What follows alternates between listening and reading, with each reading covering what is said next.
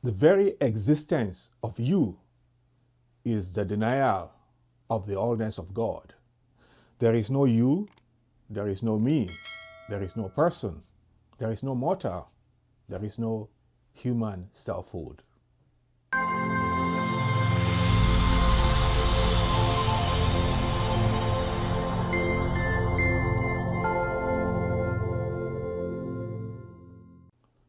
Welcome to Stir Up Your Purpose channel. The opening quote is from Class 5 of the Special 7 Series Seminar given by Herb Fitch in 1972. I hope you are able to listen to the other classes. If not, you can check the link in the description section below. This seminar I am about to share is titled Principles of the First Resurrection. Let me repeat that opening quote.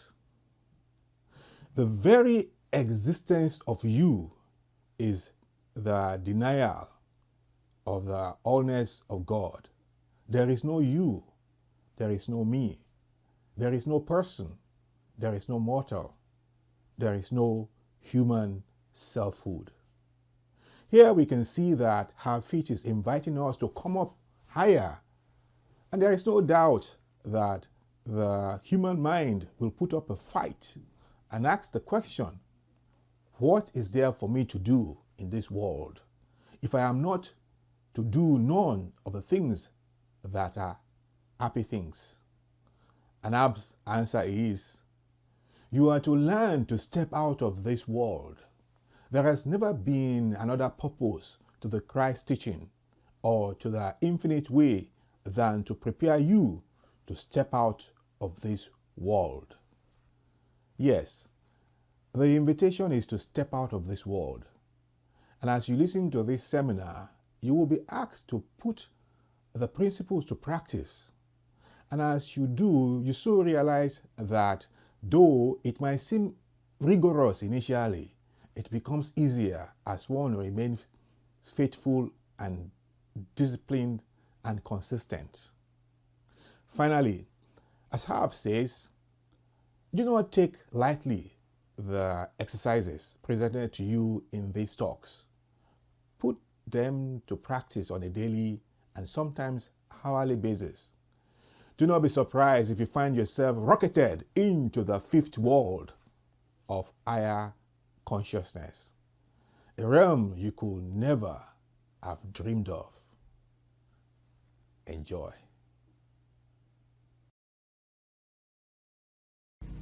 Again, I want to welcome all of you. It's a pleasure to be here with you. Today we hope to reach a degree of clarification so that in all who have accepted the spiritual way of life, there is a firm foundation, so firm, so unshakable, that it prepares you to enter higher worlds than the one we know. Unless this foundation is established, we continue needlessly to suffer in duality, to move in non-creation, and to try to pursue a course that is destined to futility, and that is to try to live in two worlds. It cannot be done. You ultimately tear yourself apart. You cannot live in this world and at the same time in my Father's kingdom. And it is necessary to live in my Father's kingdom in order to find the peace, the freedom, the reality of being. And so we must look at several of the barriers, the deterrents that keep us from finding that peace we all seek. We want to multiply our blessings, and we must cease trying to do that.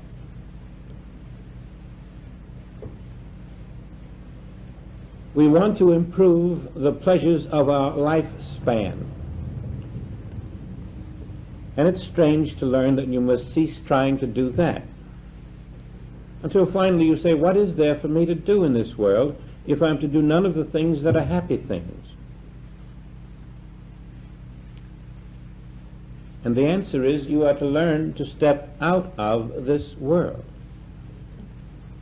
There has never been another purpose to the Christ teaching, or to the infinite way, than to prepare you to step out of this world. It is not a teaching to teach you how to be happy in this world. It is concerned exclusively with making transition from man of earth to son of God. And that transition does not come about by being pleasant to each other, by smiling and saying, I love you as my neighbor. That transition does not come about except as you are able to look at the truth, to understand it, to accept it, to believe it, enough to live it.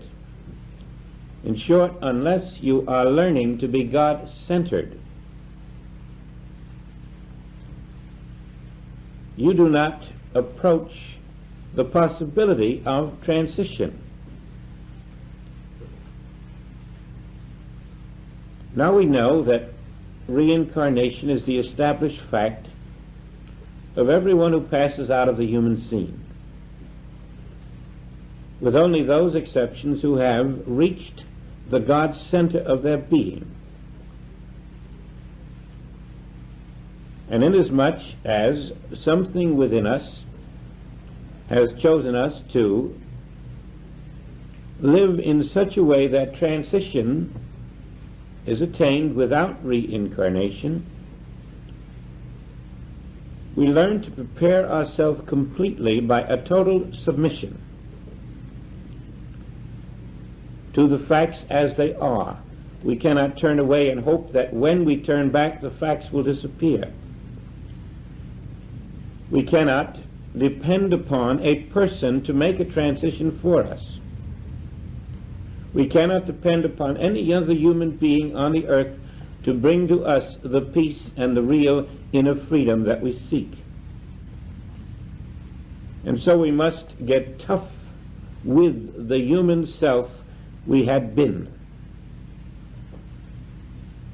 We must look at this mortal and say to him and to her, the very existence of you is the denial of the allness of God. There is no you, there is no me, there is no person, there is no mortal, there is no human selfhood. We cannot dally with these things and talk about spiritual living or transition in the same breath.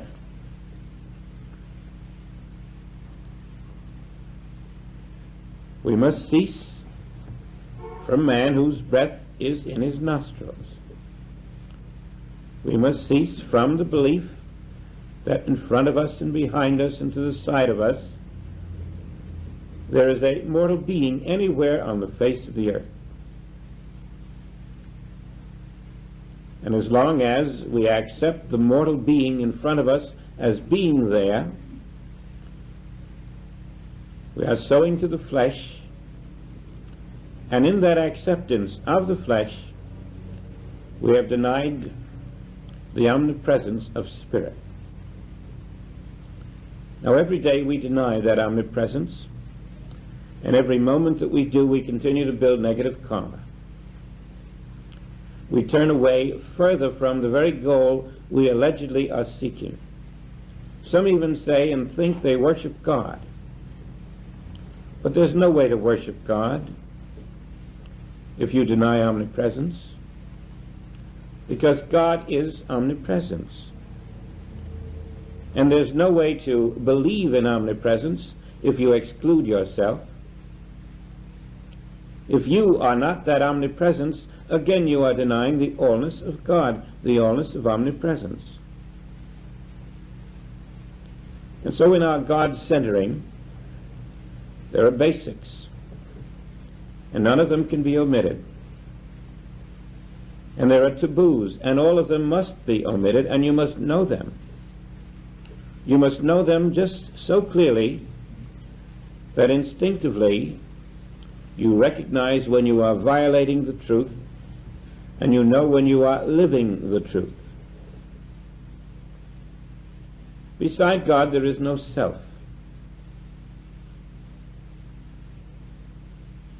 Now, where does that leave all of us parents, mothers, fathers, sisters, and brothers?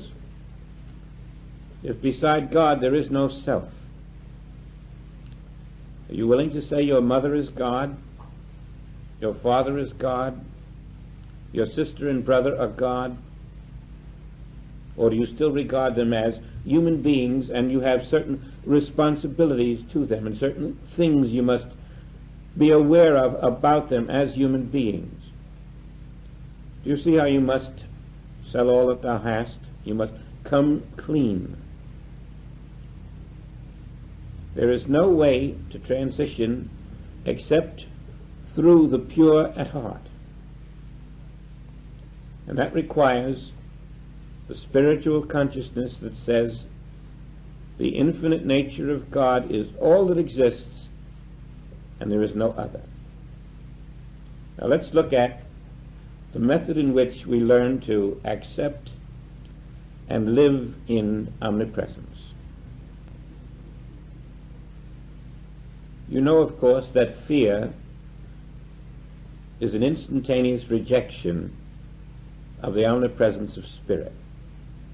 All fear is based upon the absence of the spirit. And the moment you find fear in some way dominating your makeup at any time, you are violating omnipresence. When you make human decisions, you are violating omnipresence. When you have doubts, when you have concerns, when you have ambition, when you have desire, you are violating the allness of the Spirit of God. It's as if you were becoming extinct.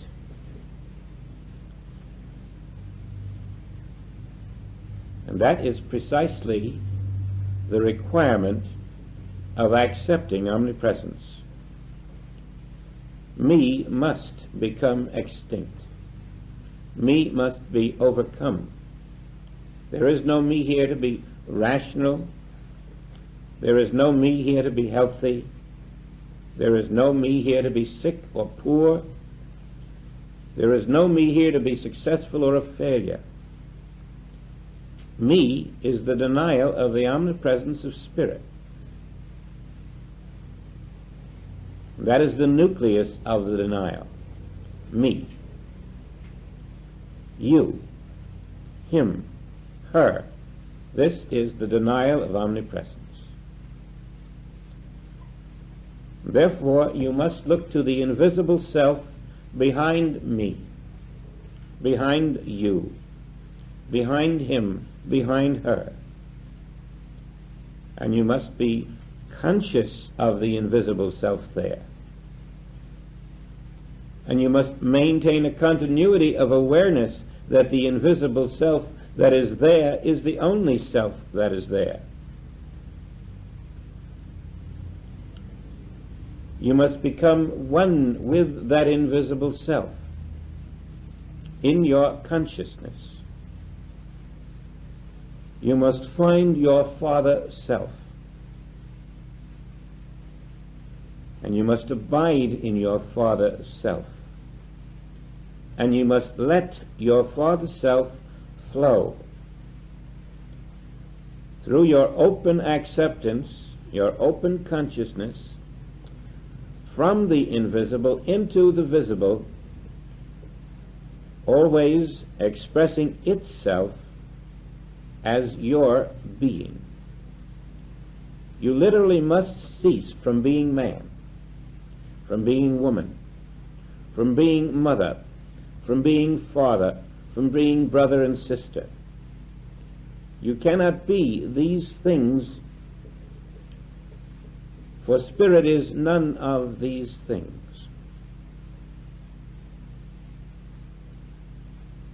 Now you cannot do this with people until you have lived it. And so the suggestion is that you go off a little ways, maybe 5 yards if necessary, and take yourself apart from people. And be still until you can know that the self of you is the Spirit of God, that the Spirit of God is the self of everyone you know, and that before they come into view, the self of them and the self of you are the one invisible Spirit. That doesn't matter if it's a motorcycle policeman giving you a ticket, or it's a judge giving you a sentence, or if it's a lawyer on the other side arguing against you.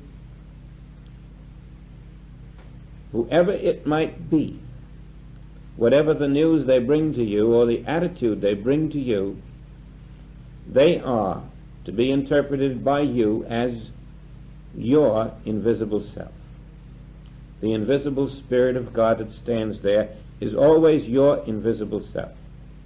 And this God-centering is vital before you can go any further in the spiritual path.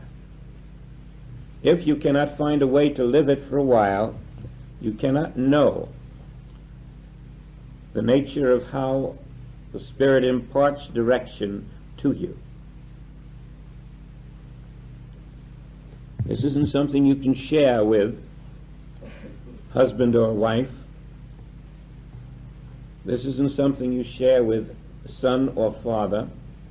This is something you do, so that to you, husband or wife, son or father, is accepted by you as your invisible spiritual self. We must come to understand the infinite nature of our being. Now, everywhere you look and feel a fear for the safety of another individual, or the health of another individual, or the condition of another individual, you have fallen into the violation, which is the denial of the invisible presence of God. There never is a second self. Do not accept one, because you will step out of the kingdom of God. The only self there is the Spirit of God.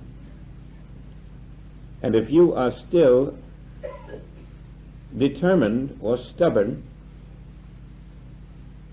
or unaware or unconscious of the truth that all that is present is the presence of God, you will continue to put labels on people and call them happy people or sad people, sane people or insane people, poor people or rich people.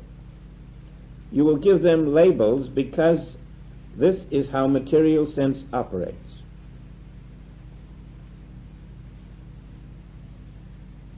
In our trust that the Spirit is all there is present,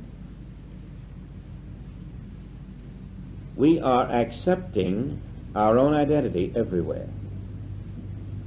And you, if you wish to move into higher levels of consciousness, higher worlds, you cannot do it until you have established that all of the higher worlds are your own being. You can only move into what you are. And if you have not established that you are infinite self, there's no way you can move higher into worlds unknown to the human mind. And so we want to clear out all the debris. We want to see that fear must be recognized as part of the mind universe. Human decisions and human judgments are part of the mind universe.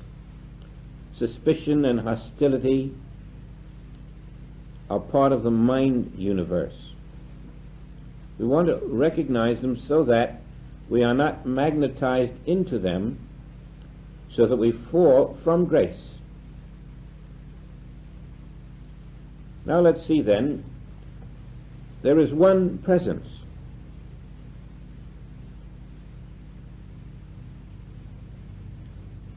And it is a universal presence. And we have no right to divide that presence into forms of flesh.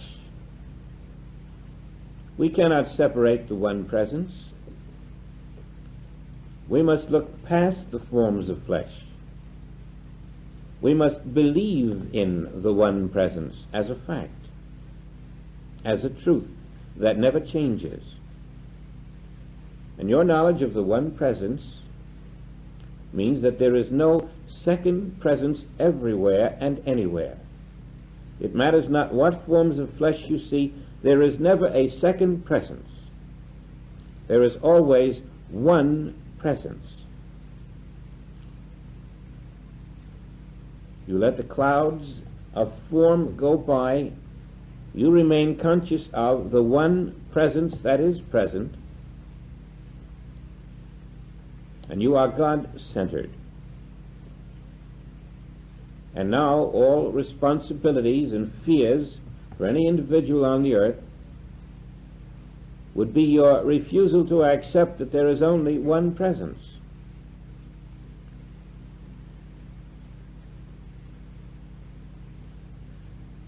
Where the Spirit of the Lord is, where the one presence is understood to be present, liberty comes into visible manifestation. But if you are accepting the presence as present and another presence, another self, another being, another anyone, you are not God-centered. And you cannot open yourself for Spirit to reveal its presence through you.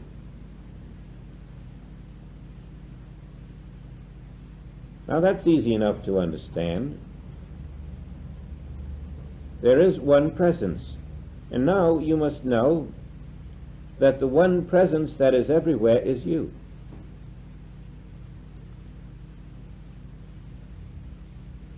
That the presence is never divided. When we say that it individualizes, that doesn't mean it divides itself. It means that the presence expresses itself everywhere in its fullness. And when you learn that you are the one presence that is everywhere, you are learning what the Master meant when he said, I and my Father are one. Father always means source. I and my Father self are one self.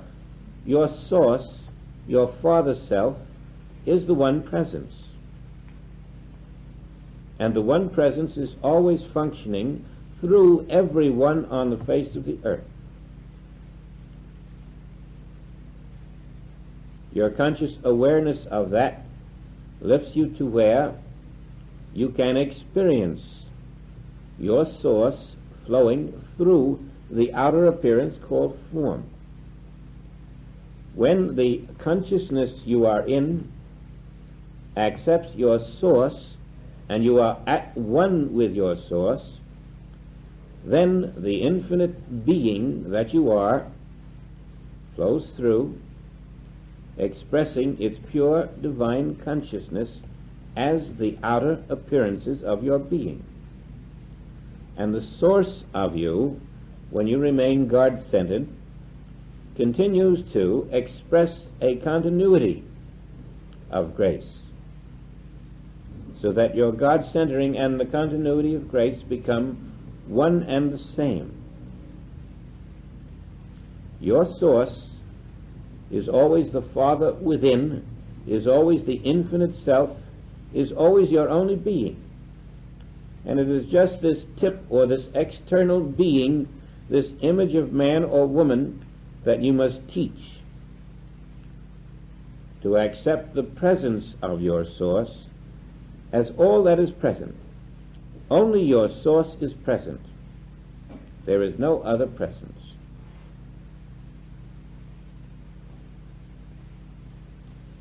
Now, unless you go apart from the world and dwell in the knowledge that you are the source, and it is you that is flowing through the infinite, it is your infinite being that is expressing, and there is no other anywhere. Unless you give time to dwelling with this, you will unconsciously be reacting to forms and conditions and false powers that aren't there.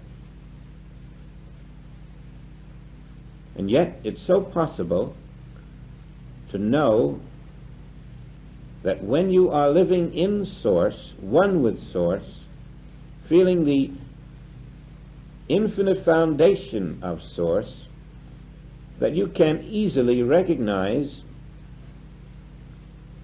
the illusions of time and space as they are presented to you, and watch them quickly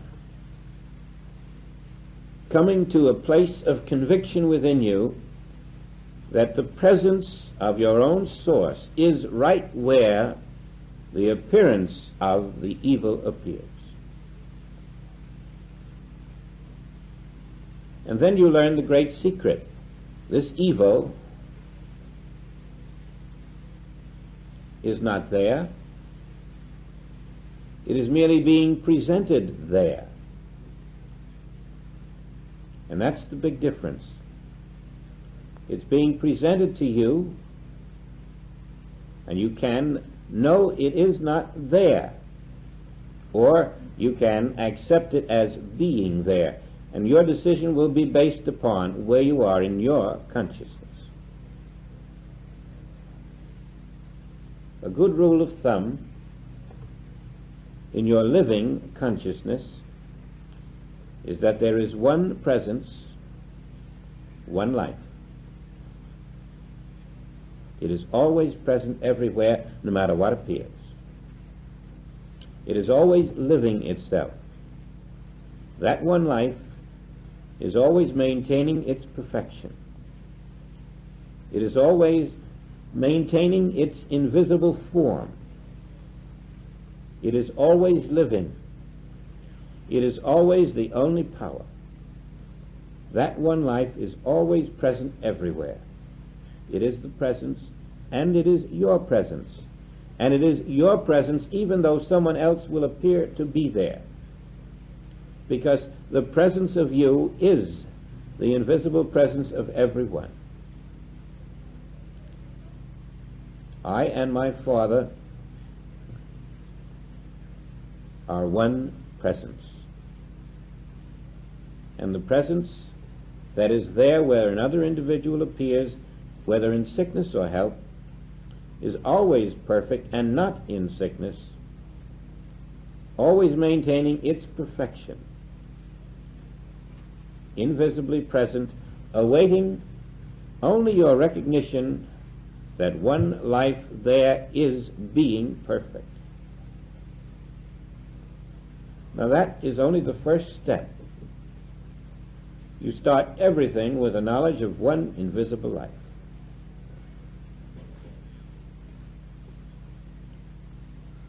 You don't count heads, and you don't judge appearances, and you don't back off from threats. All that is there, and that fact will never change, is the one invisible life of God, which is the life of you. And unless this is a permanent state of consciousness practiced again and again and again, there's no place to go. And so this today will be a reference point that we'll have to come back to throughout the year. In your work, come back again and again. Do you accept that there is one presence, one life, one invisible spirit, and it is being itself. It is maintaining itself, and beside it there is no other. If that is not a major acceptance, you have no foundation to build on. Now then, I'm suggesting that you practice it again and again and again through every form of appearance that comes to you, whether it's close or far away. The presence of you is the invisible presence of the Father. You are one and the same. And that presence is everywhere, no matter what may appear to material sense. Now that fact will never go away. You may go away. You may turn away. You may ignore it. You may think you can bypass it. You may try to live without accepting it. You may even say, I understand it. But are you living it? Are you being that invisible presence? Have you accepted yourself to be the infinite invisible presence? Now that is only a preliminary fact to be accepted.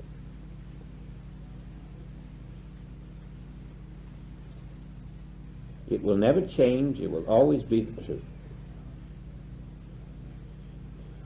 We're going to assume that you have practiced that in the past and will continue in the future, and there will come a time to you when this is a truth you will never violate, because instinctively you will have been anchored in it sufficiently to know that whatever denies it is a lie, a mirage. And then you can go to the second fact. Because there is one life, and it is I, and because there is one life, and it is him and her, because that one life is the invisible life of all, and because there are no exceptions, that one life is there now, and this which comes to me as a form, as an appearance, as an image, as a condition,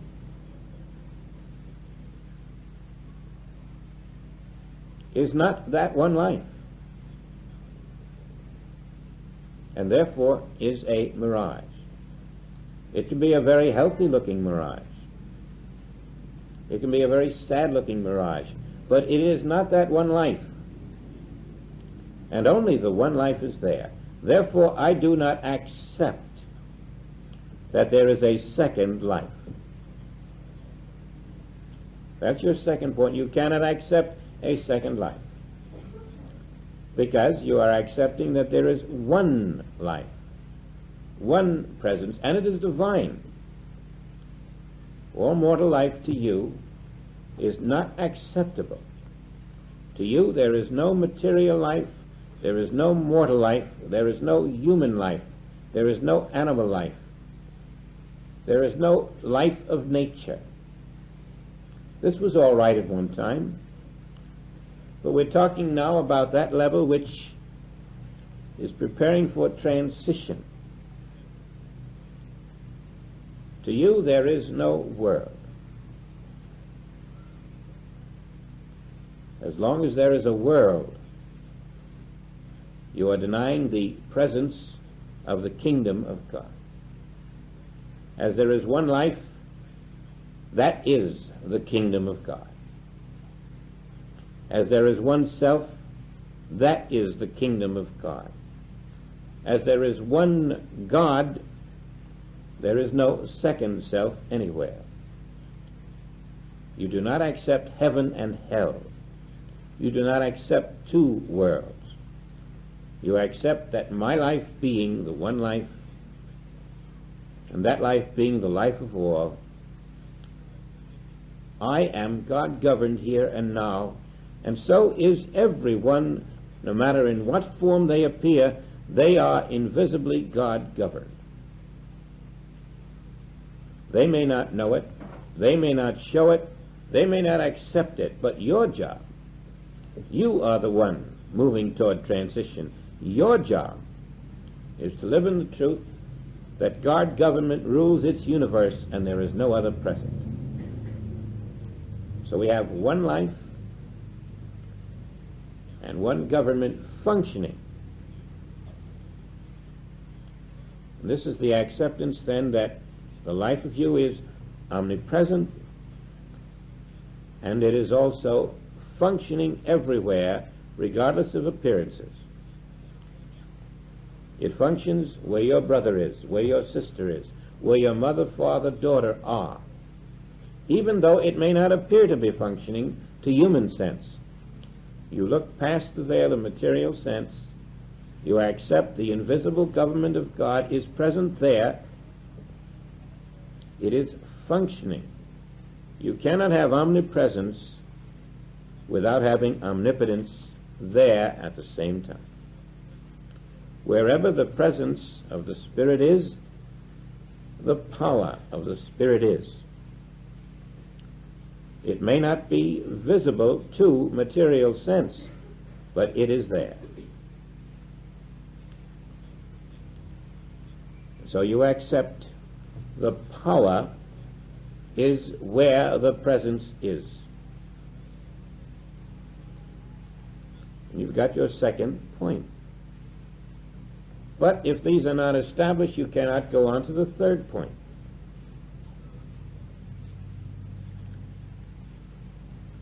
And so let's see what might be missing before you can reach this permanent conviction. Right where you are, you would not permit someone to say you are unconscious.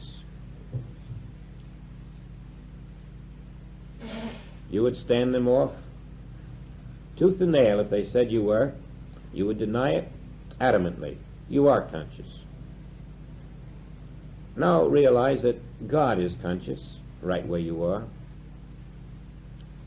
And God is conscious right where you see an invalid.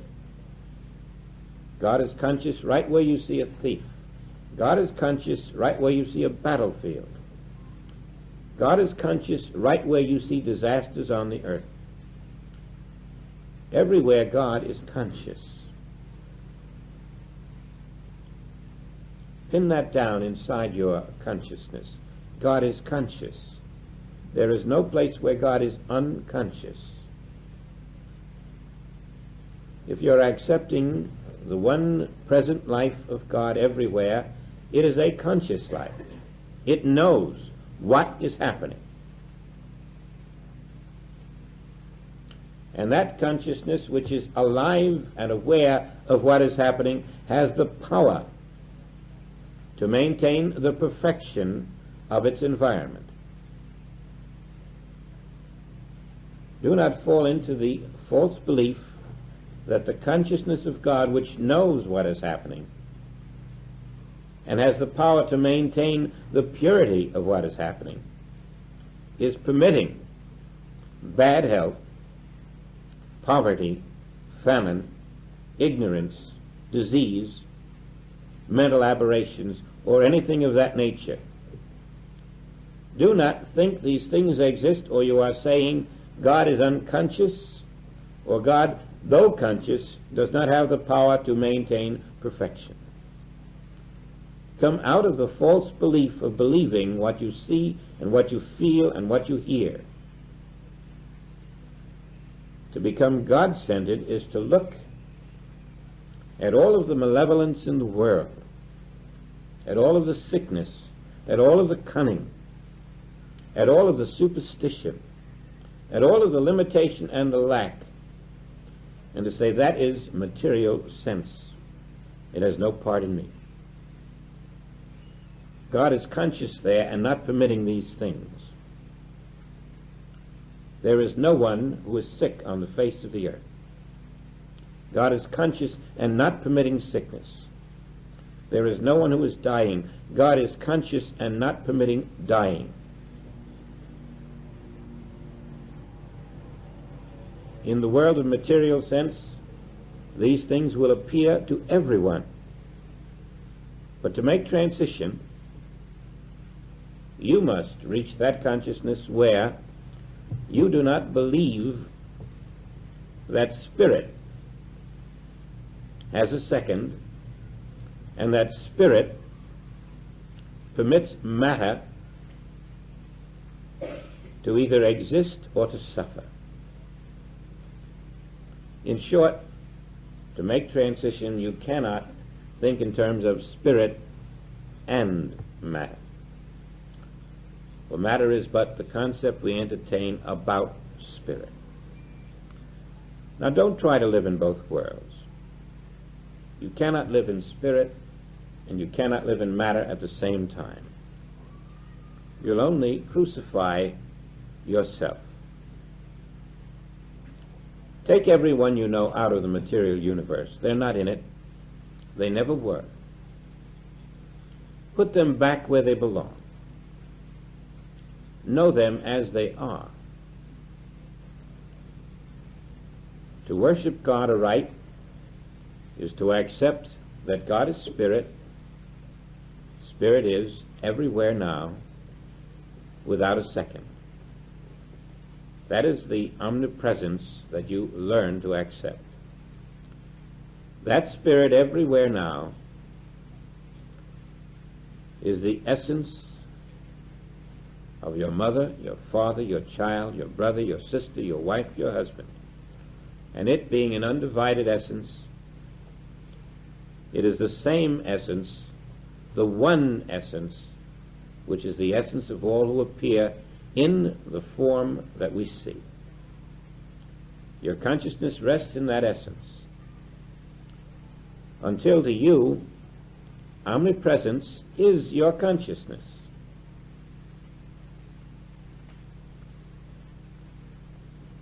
You know that the essence of your spirit is the essence everywhere, and nothing can convince you that a form exists in the essence of your spirit.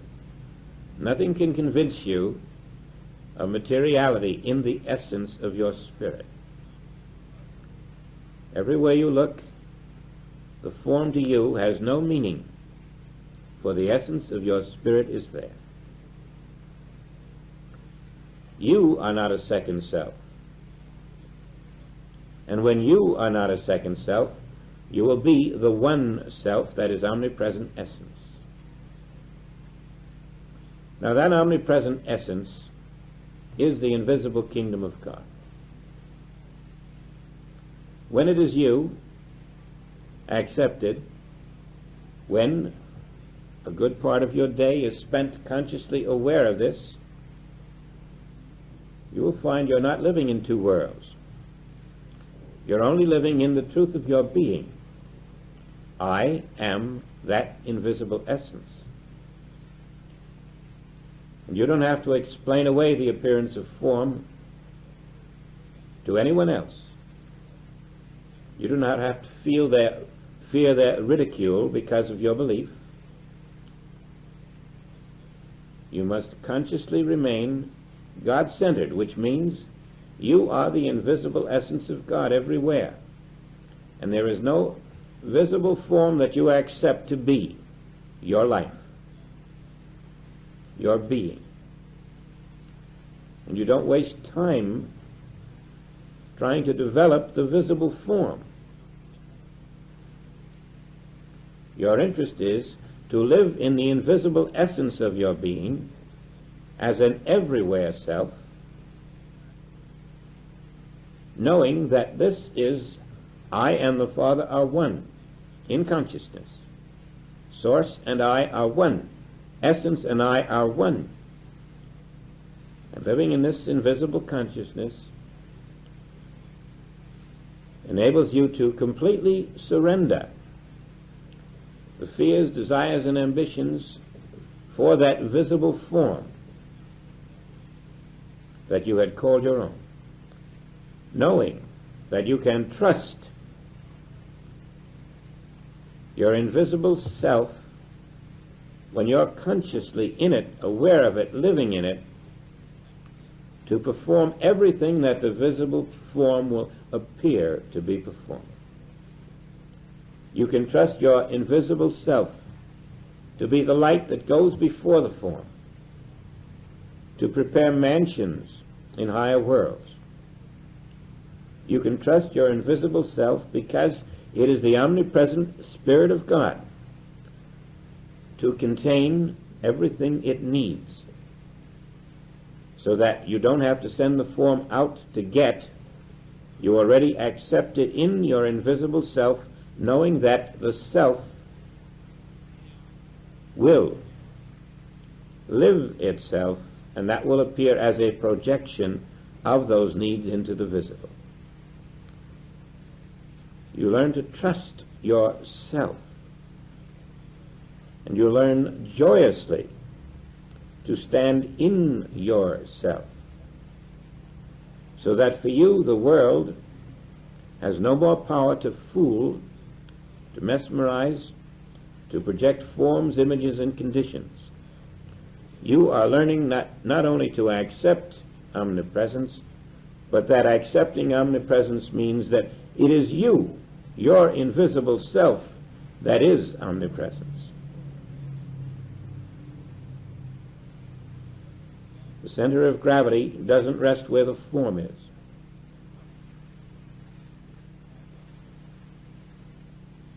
You won't do that from one Sunday to the next and say, I have it.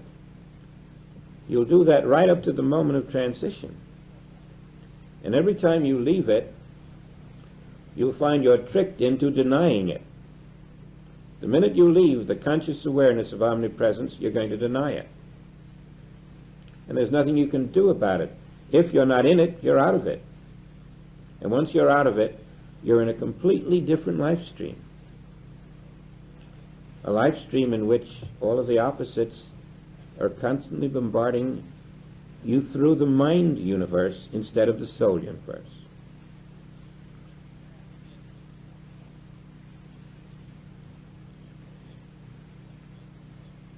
All of your rationalizing as a sensible human being, all of your normal reactions, all of this is forfeited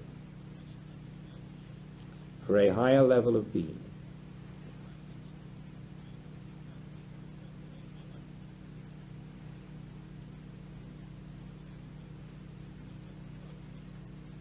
Now we could suppose that you had accepted this and had lived with this for sufficient time so that you could readily turn to anything that came to you, knowing but there is only one presence, and it is the presence of God. What is this?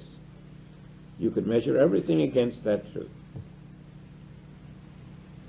And the speed with which you can make this measurement would be dependent upon how long and faithfully you have dwelled in the knowledge that you are the invisible essence of the universe, that there is only one and there is no other.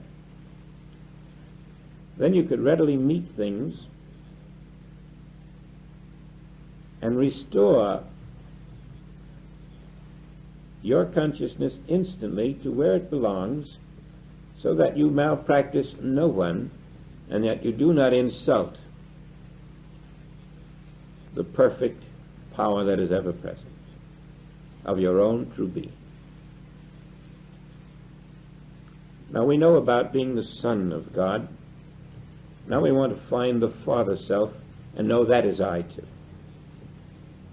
I'm not only the Son of God, I am the Father Self. I, the Son, and I, the Father, are one. And that Father Self is your infinite self, just as the Son is the expression of your infinite self.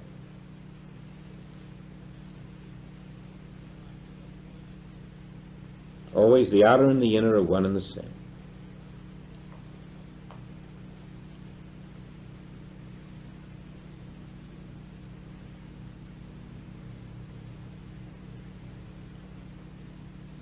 Cease ye from the visible, physical self that breathes human air. There isn't any.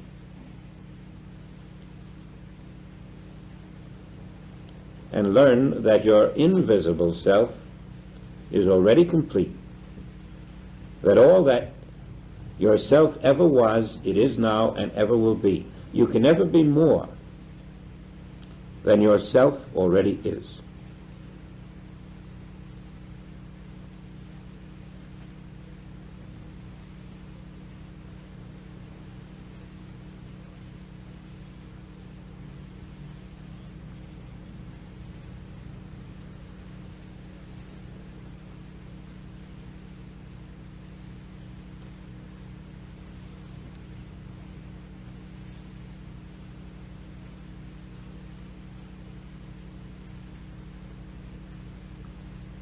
Now, I know it's fun to go on a vacation. I know it's great to get out on the golf course. I know it's great to get a ship and travel. It's marvelous to be financially secure. It's wonderful to swim in the ocean. There are many great joys in this world. And nobody said that you should not have them. You don't have to sacrifice a single thing that is joyous. What we're talking about is to develop the consciousness of omnipresent spirit as yourself. It'll get you out on the golf course, it'll get you on an ocean cruise, but it'll do far more than that. It'll bring you to that peace which comes only from the knowledge of that self which is always perfect.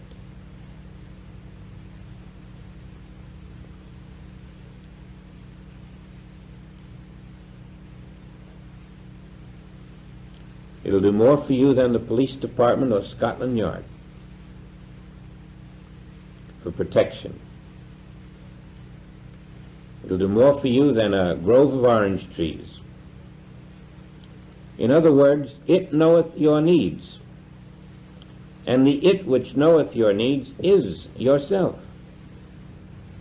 And without yourself, this human form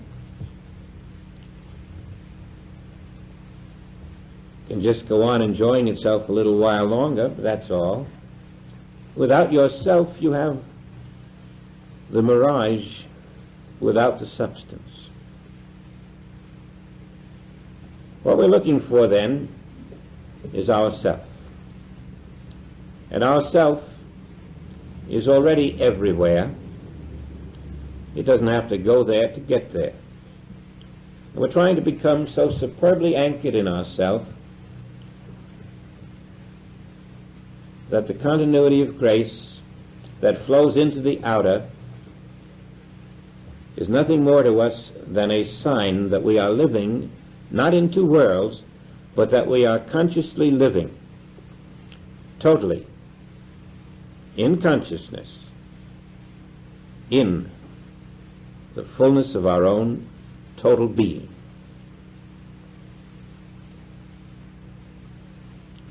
We're not going to go into the kingdom of God to make transition into it. We're going to live in it and continue in it.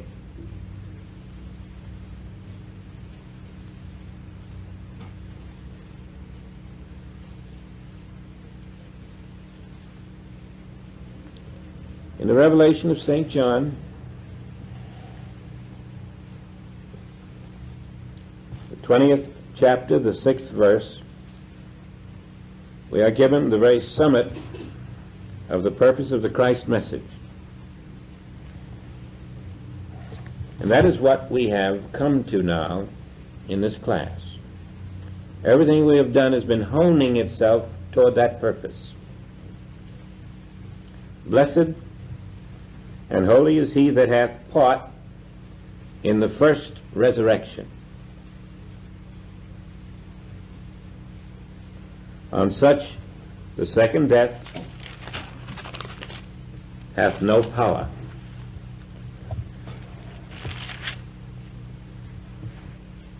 When you met up with this phrase several times in the last few years,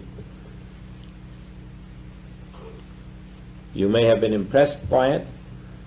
It may have spurred you on to certain spiritual achievements. And now it comes to a point where it is a challenge and a demand. We are here to develop living principles of the first resurrection. The second death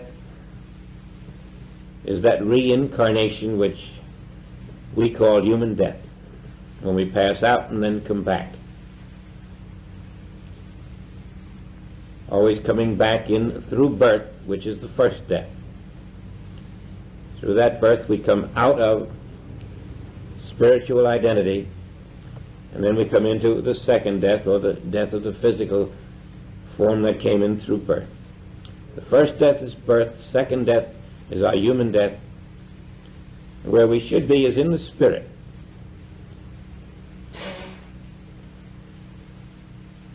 Blessed and holy is he who takes part in the first resurrection.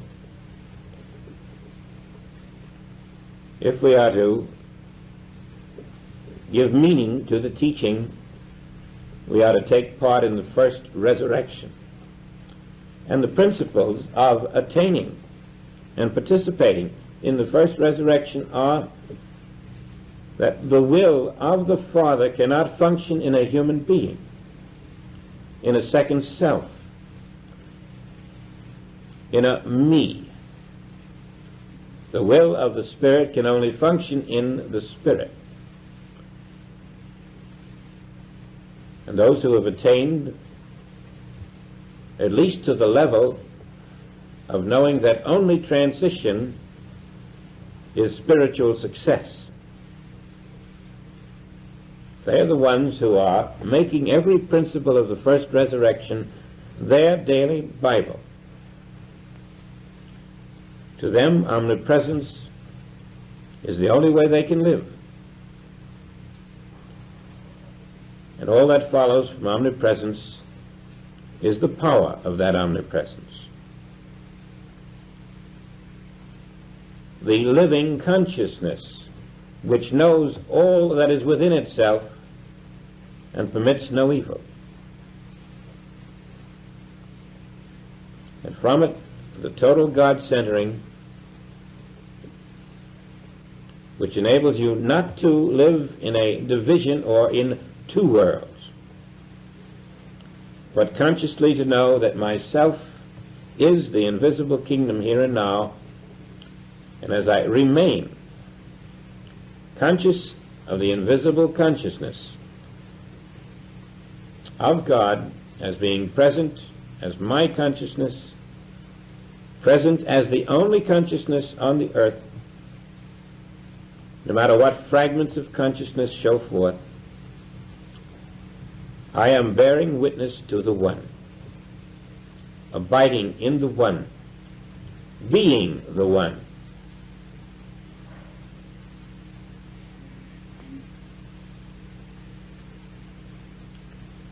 With that as your daily foundation, you will find invisible worlds opening up.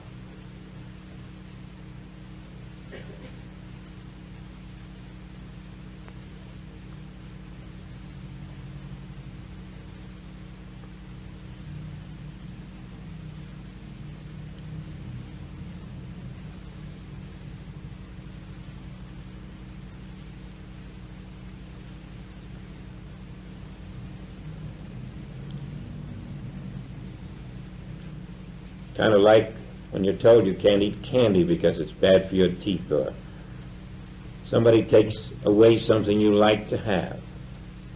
That's how it seems sometimes when we have to talk about living in the invisible self. We think our candy is being taken away.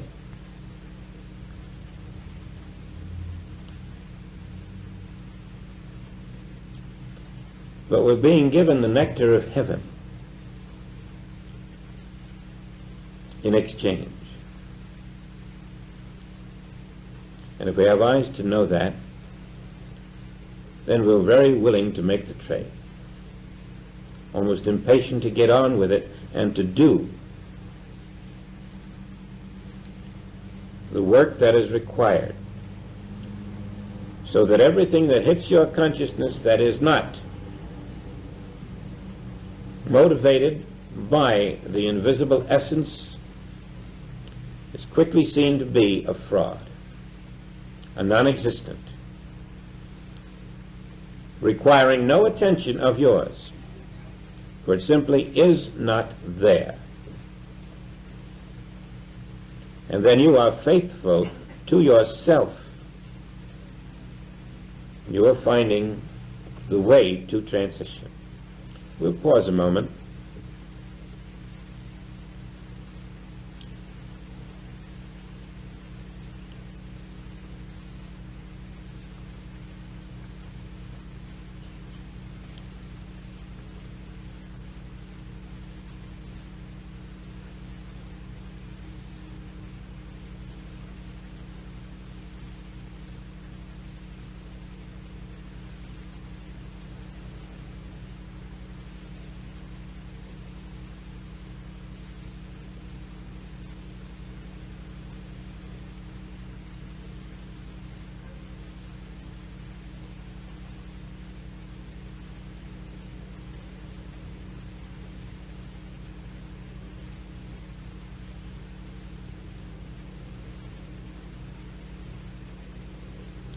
Let's take a few minutes for a rest and then come back.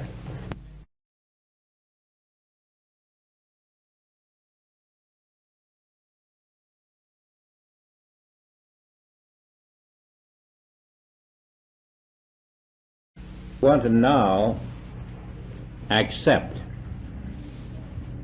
that we know at some time or other we're going to reach that consciousness which can know wherever I look, my invisible self is there.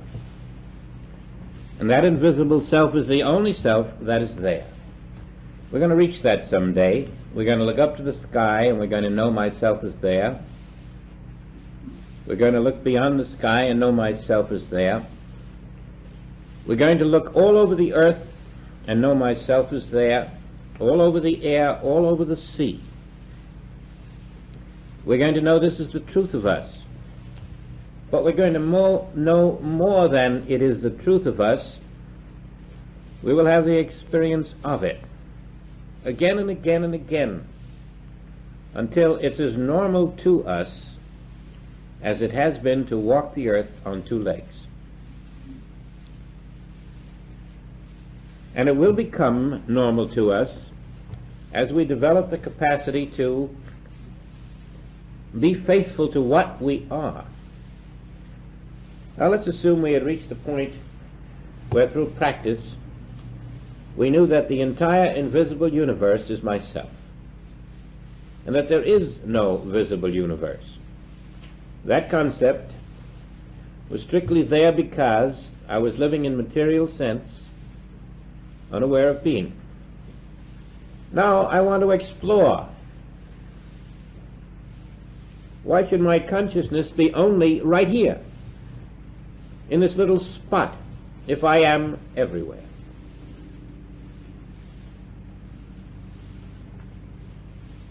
And you will find that you have the capacity to do just that if you have carefully practiced that the presence of the invisible self everywhere is you. When it is you, you can go into other exercises than you have up to now. We're going to do one. Its success will depend on whether you are the one self everywhere or not.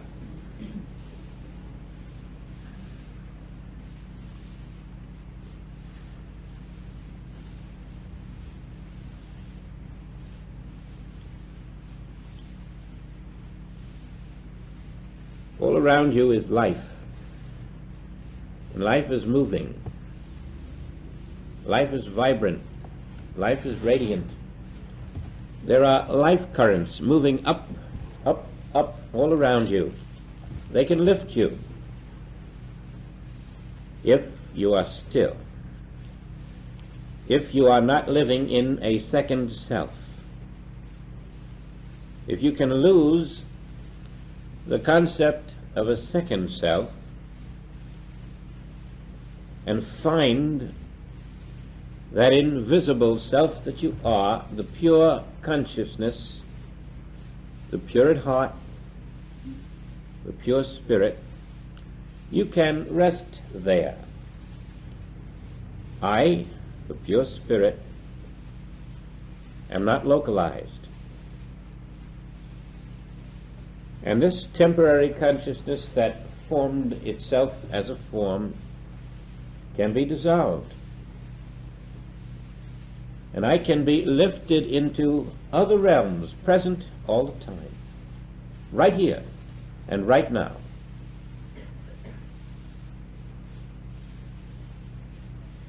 If the mortal self is dropped away, these living radiant currents will lift me into a higher realm than the visible world.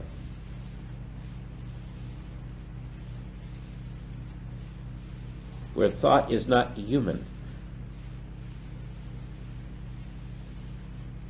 where no person may enter.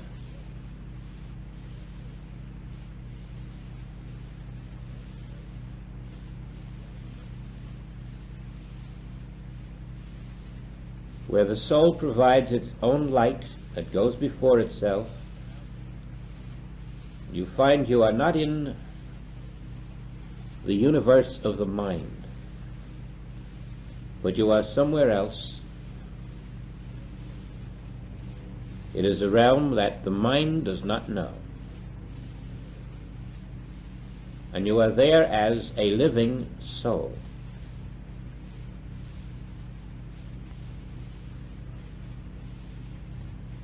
And it is there that you discover that you are truly a free self, not limited, that within your own omnipresence is everything needed, always present, that health is omnipresent, that divine qualities are everywhere in their fullness. There is no place where you travel through the realm of soul where you are not aware that the fullness of every need is already completely manifested in the invisible.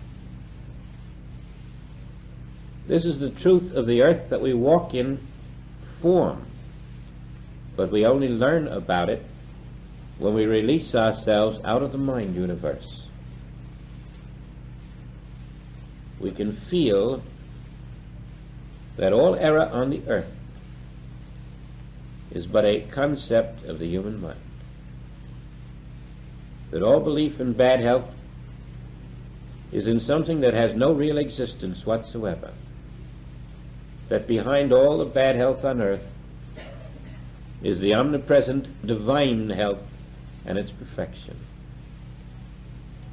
We realize that we are eternal being, that we are immortal being, that we are unlimited being, that we are totally self-contained. We never lack and never have. We have never been limited except by the mental mountains that we had built around ourselves. That every problem we ever encountered was within the valleys created by the mental mountains we had built that never really existed. We learn the truth of being is freedom now, peace now, not to be attained, but present and always to be experienced by one who accepts the omnipresence of being and confides himself to that infinity without thought, without fear. And so we find previews as the currents of light lift us and liberate us.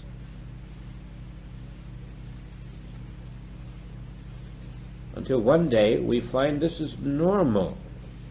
It isn't something you do for an exercise, it's the way it is. If you can just remove the veil of concept that separates you from the normal perfection of your eternal being.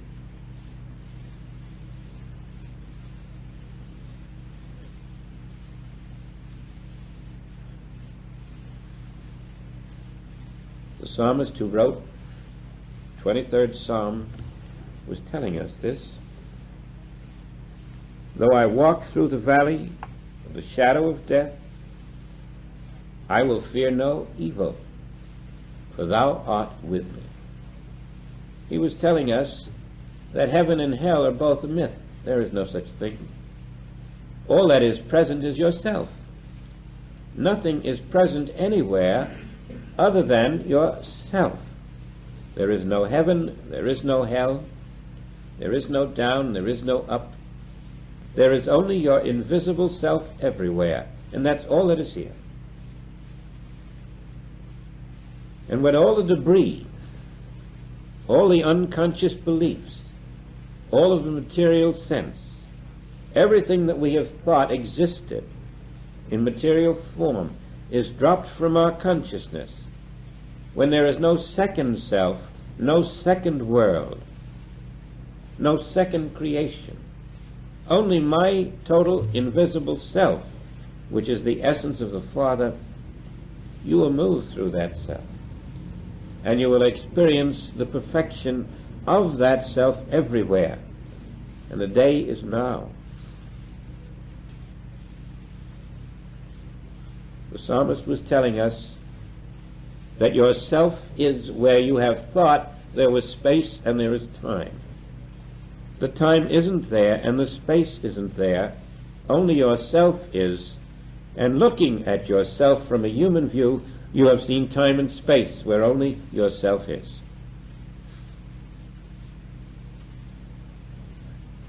You have seen bad health where only your perfect self is.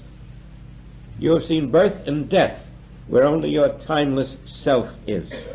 You have been looking at your own infinite being and seeing a finite progression in time and space which never was there.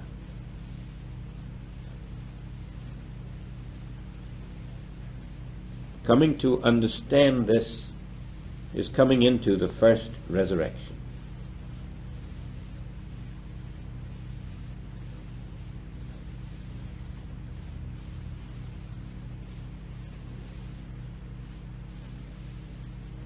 There are times when you practice the exercise we just went through briefly, when you are really lifted beyond the mental realm, and things become clear to you that are not clear in the mental realm. The illusion of humanhood becomes very clear. The hollowness of the mortal shell becomes very clear. The false sense of a lifespan is no longer acceptable.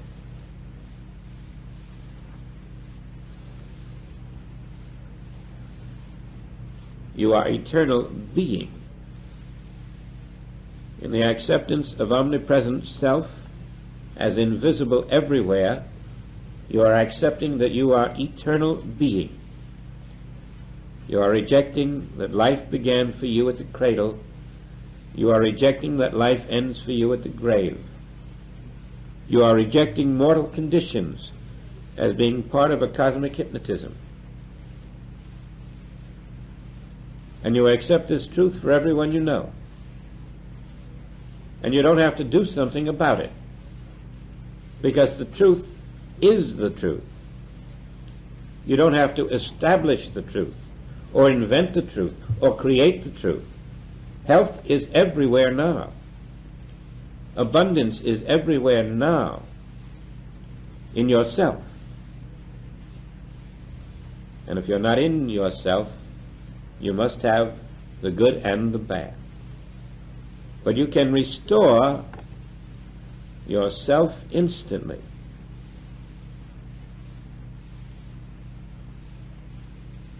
By refusing to be a second self in a second world. Refusing to be material self when you are spiritual being.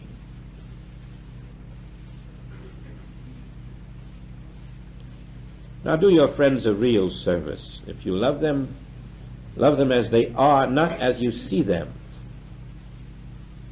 Do your parents a real service. Do your children a real service. Love them as you love yourself. See them not as your eye sees them. If they're wheezing, don't hear them wheeze with your human ears. If they're doing things you consider wrong, don't see them with human eyes. Don't fall into the false human sense of responsibility. If you fulfill your spiritual responsibility, the Father who seeth in secret will visibly fulfill what you had thought was your human responsibility.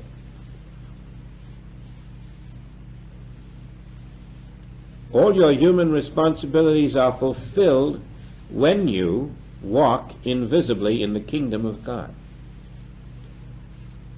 That's the great secret of learning who you are. Everything you are visibly fulfills what we have called our human responsibilities. It fulfills the responsibility of home, family, business, health. It moves the heart, it moves the pulse, it moves the bloodstream. Invisibly, your universe is divinely governed, and that appears outwardly as harmony. If you pursue the human responsibilities humanly, you're subject to human error and human misjudgment. And you're bringing everyone back into a false life stream of a second world. So the word trust is to trust your Father's self. He knoweth your needs. He knoweth what the outer normal human sense needs. He sees through the human needs. It is his good pleasure to give you the kingdom, to provide all that is necessary, and therefore he is doing that. You see, the kingdom is already providing all the health that is necessary on this earth. There's no health lacking. There's simply no consciousness to receive it. There's no food lacking. There's no security lacking. The consciousness to receive it is all that is needed. It is present. And it is present in your one self. Whether you walk through the valley of the shadow of heaven or the shadow of hell, that is a human concept, and you can walk through it without fear, because all that is there is yourself, the divine being that you are. And then you're in one world, the universe, which is the kingdom, one self, that self which is birthless and deathless. And because it is the only, you can stretch out your arms to everyone you know invisibly and welcome them into the one self that you are, knowing there is nothing to be done for them in the outer. It is being done in the inner, and the recognition of it, the acceptance of it as the only self present, will be for them the light that opens them to their identity as the one self, in which they grasp and feel the invisible nature of their own true being. And that will reveal itself as the restoration of harmony where they are. That is the best you can do for them. You can give them no higher degree of fidelity. Anything less is violating your spiritual responsibility. This is how you earn your way into being a permanent resident of reality. This is how you prepare your foundation, so that from this preparation comes your capacity to live by the Word instead of human bread.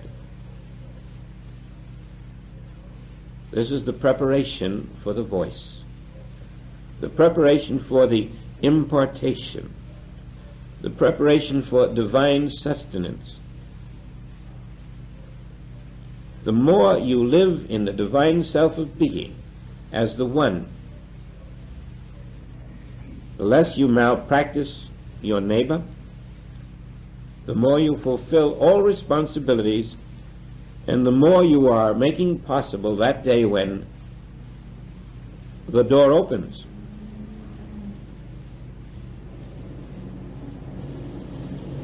And you find I, yourself, realized.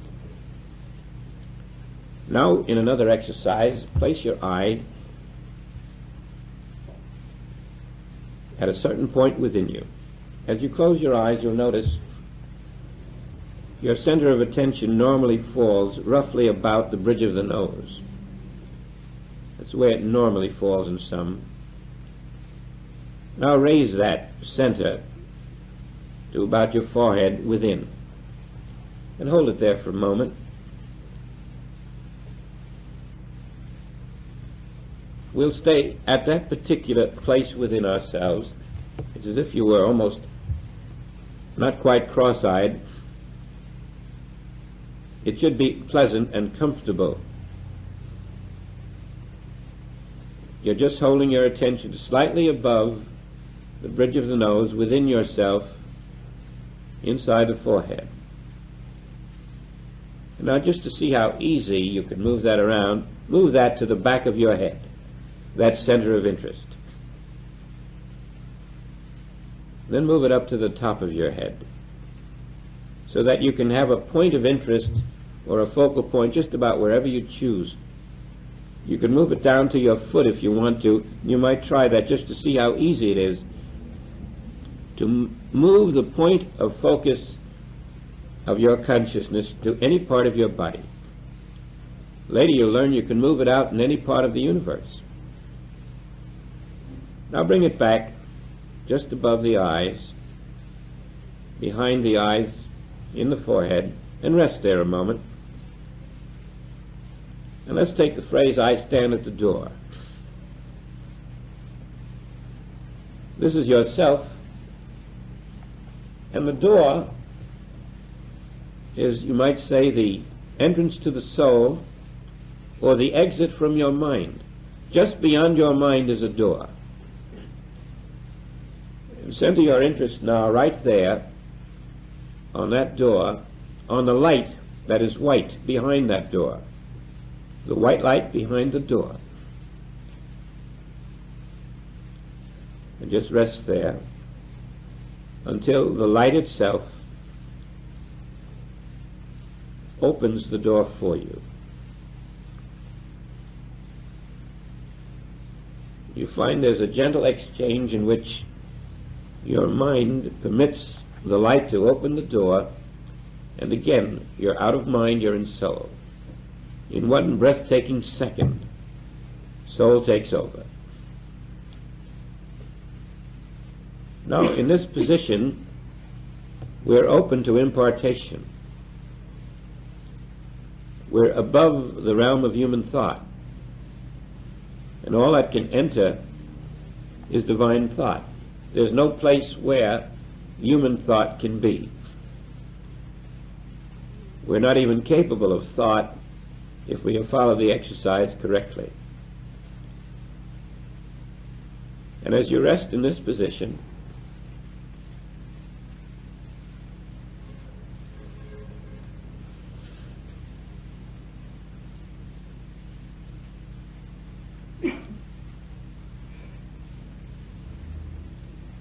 all that exists is the infinite universe.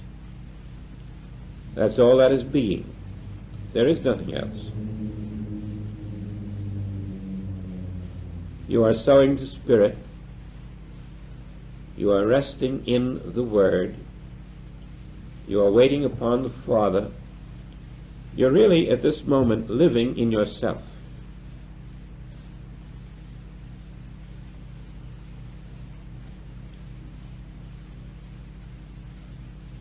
Yourself in which you are living is all intelligence. It is all divine consciousness. It is all power. It contains the fullness of God. And as you're living in it, you are making your tomorrows, which will appear in a human world. The white light behind the door is your universe and yourself.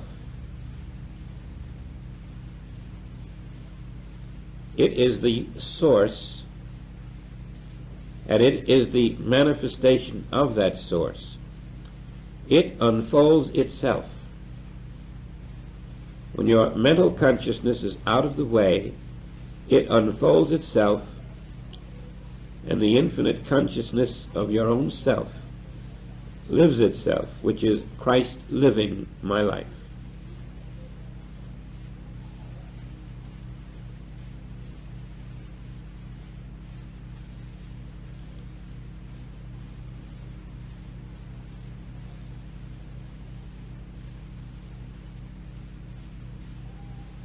Those of you who are doing this regularly know that out of the infinite invisible flows the miracles of all time.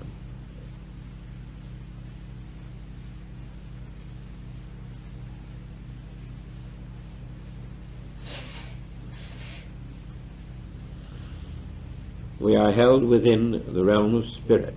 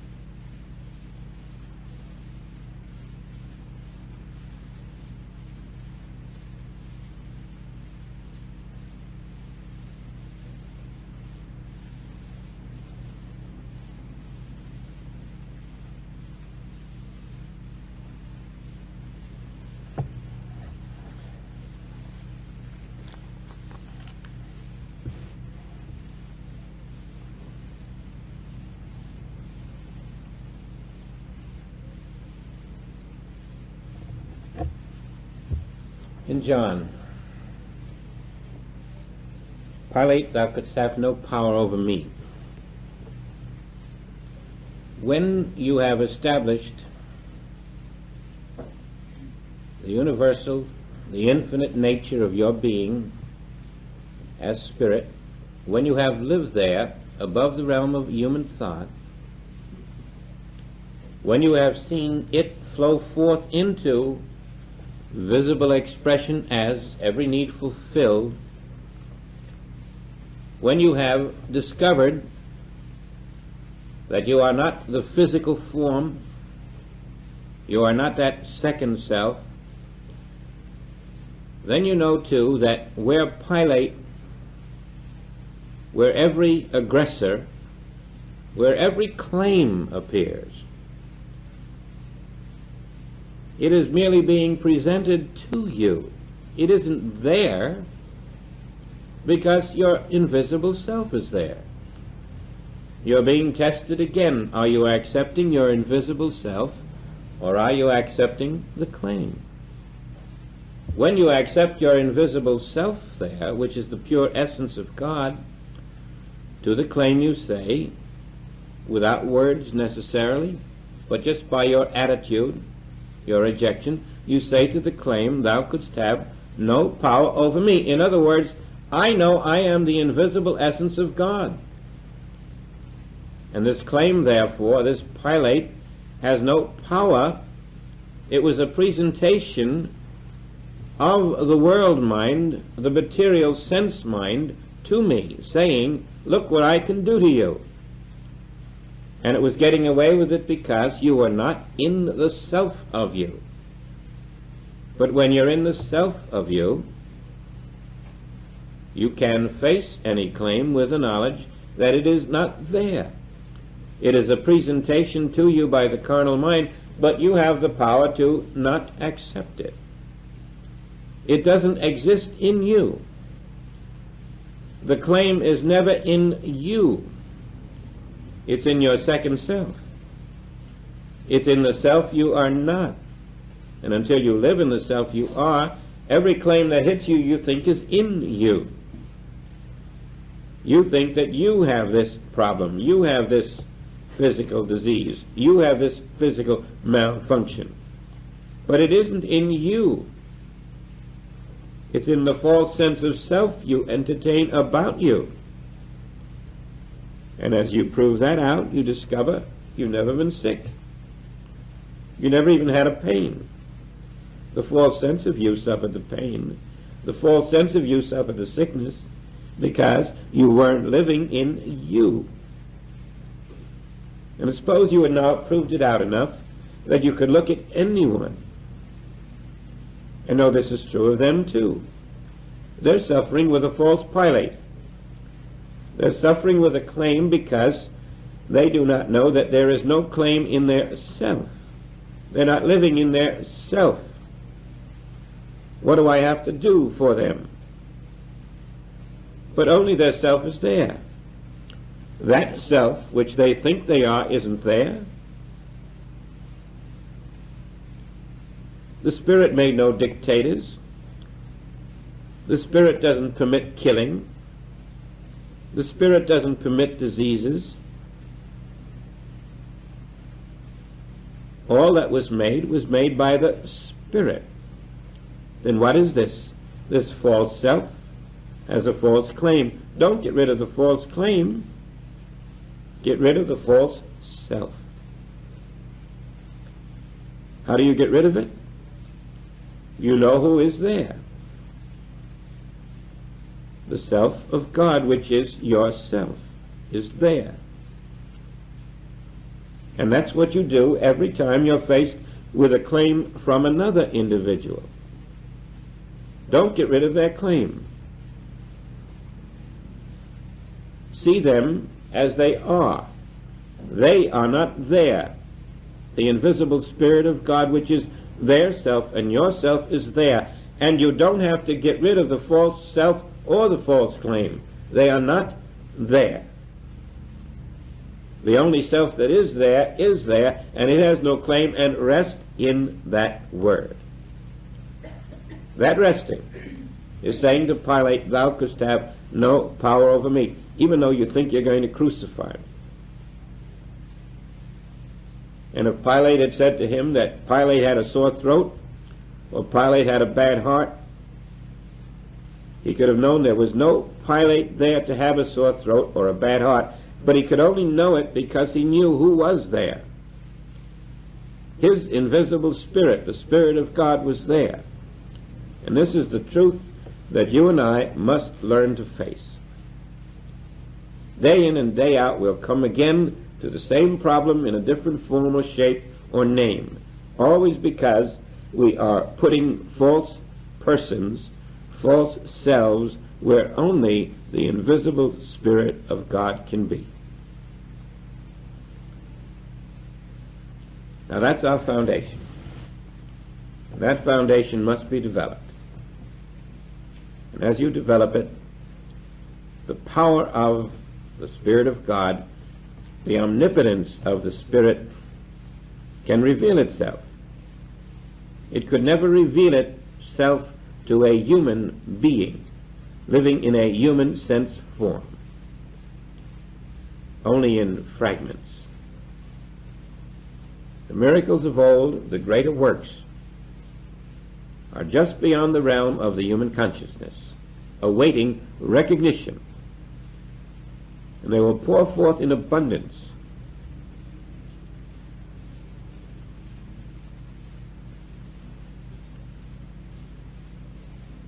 Don't get rid of the claim.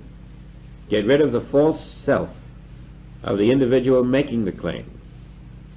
by knowing there is no false self present. The only self present is the invisible Spirit of God, which is your invisible self. Practice this whether you get claims from people or not, until it's very normal to live that way.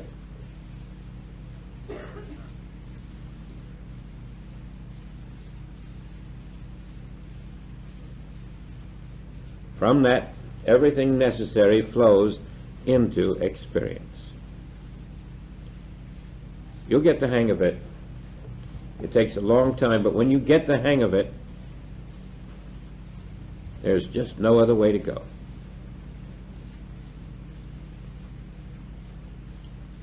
Now, we're going to apply all of this next week. We're going to take some of these principles and add a few to this basic one of I am the omnipresent self, and we're going to see how, when applied, these principles are infallible.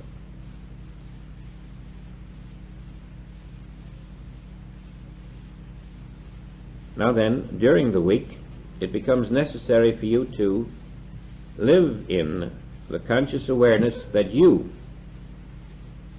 are only one self, that there is no physical you and a spiritual you, that there is no permanent, eternal, spiritual self and a changing physical you. And in your consciousness you must get rid of the one who is not there. To whatever degree you find your capacity to do that, you will increase that capacity if you ask the Master within to help you.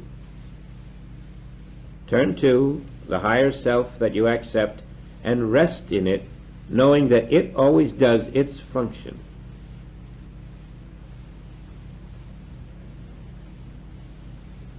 And when you have established that to some degree, you can go into the exercise of looking behind the forehead into the white light behind the door of human consciousness, feeling the radiant currents of the invisible lifting you up into realms where the dove actually descends to impart upon you the glory of the invisible universe as a living reality right where you are.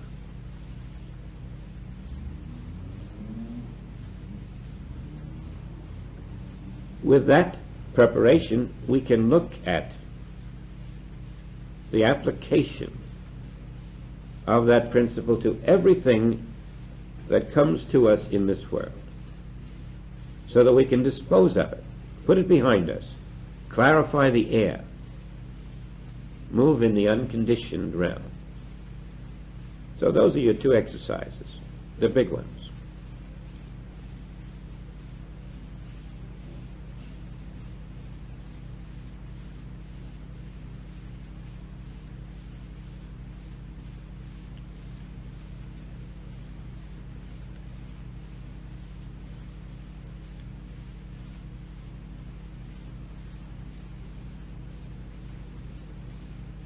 If there's anyone on this earth that you're malpracticing, please make it a point this week to know that the invisible essence of God is where they are. Don't worry that you don't feel it. You've got to know it first before you feel it. And you've got to accept it before you feel it. And only when you have been willing to go that far can the invisible dove lift you into the experience of that which you have been willing to accept. Your acceptance precedes the experience in most cases. You'll be all the better for it.